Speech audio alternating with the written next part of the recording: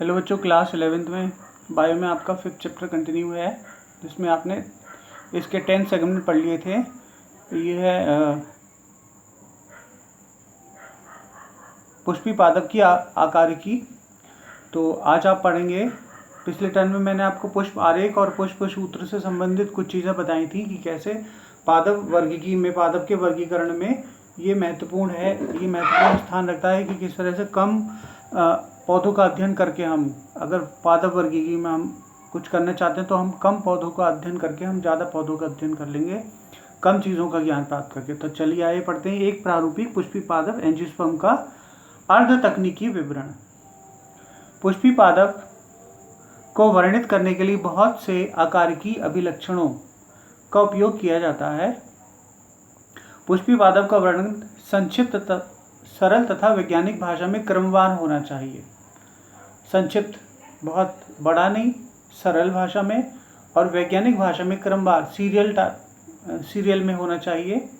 पौधे के वर्णन में उसकी प्राकृतिक, नेचुरल, कायिक, फिजियोलॉजिकल अभिलक्षण, कैरेक्टरिस्टिक्स, मूल means root, stem and leaves, उसके पुष्पील अभिलक्षण, पुष्प विन्यास, पुष्प के भागों का वर्णन आता है।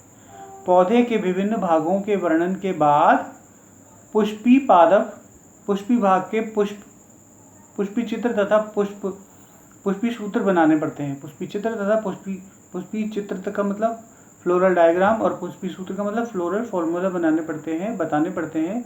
पुष्पी सूत्र को कुछ संकेतों द्वारा इंगित किया जाता है। पुष्पी सूत्र के सहपत्र BR से कैल्किस के कोरोला को, C से परिदल पुंज को, P से पुमंग को, A से जायंग को, G से पुमंग है फीमेल पार्ट, पुमंग है मेल पार्ट, और जायंग है फीमेल पार्ट है एक फ्लावर का। ऊर्ध्ववर्ती अंडाशय G, अधोवर्ती अंडाशय G के नीचे लाइन से लिखते हैं। नर पुष्प के लिए 0 बनाया या O बनाया, साइड में तीर निकाल दिया, तो ये मेल का जो है चिन्ह होता है। उसके बाद अगर 0 बना के या O बना के नीचे प्लस लगा दिया लटका के नीचे, तो द्विलिंगी, तो ये मादा का भाग होता है। और दोनों बना दिए, एरो भी और नीचे प्लस भी, तो ये द्विलिंगी वाला भाग हो जाता है। त्रिज्य समित को क्रॉस या प्लस के चारों तरफ स्पेयर बना के तथा एक व्यास को, प्रतिशत को इंगित करते हैं। युक्त दलों की संख्या को ब्रैकेट से बंद कर देते हैं और आसंजन तथा पुष्पी चिन्ह के ऊपर रेखा खींचते हैं। पुष्पी चित्र से फूल के भागों की संख्या, उसके विन्यस्त क्रम और उसके संबंध के विषय में जानकारी प्राप्त होती है। मातृकोश का मदर सेल